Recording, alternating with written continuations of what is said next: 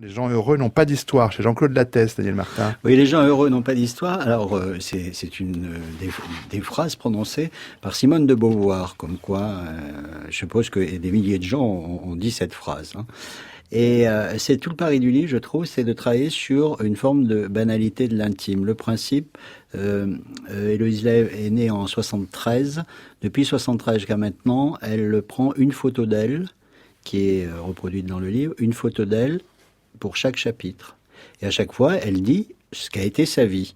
Gamine, classe moyenne française, milieu sans problème, vie sans histoire, à part les événements qui marquent toute vie, premier amour, mariage, etc., etc. Ce qui fait qu'on pourrait tomber dans une forme de banalité absolue.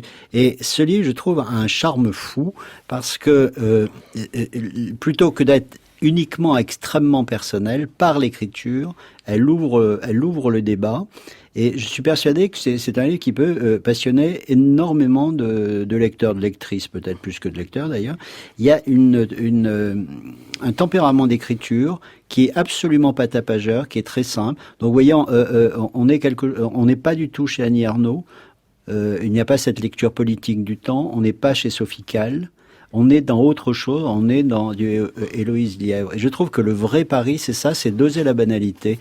Je vous lis juste un passage que je trouve assez représentatif.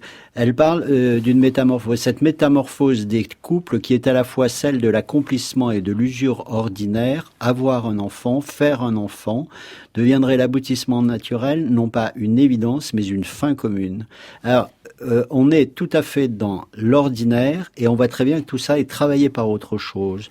Et c'est-à-dire que sous l'ordinaire, il se cache une pensée, une réflexion, peut-être une poétique. Et c'est un livre qui m'a séduit pour ça. Voilà. Ben voilà, c'est une très bonne raison pour nous donner envie. Jean-Claude Lattès, et j'étais content de parler de Jean-Claude Lattès, qui n'est pas l'éditeur dont on parle le plus dans cette émission. C'est vrai, mais voilà, chez qui sortent de bons livres, comme celui d'Héloïse Lièvre, Les gens heureux n'ont pas d'histoire, que vous nous avez donné envie de lire, Daniel.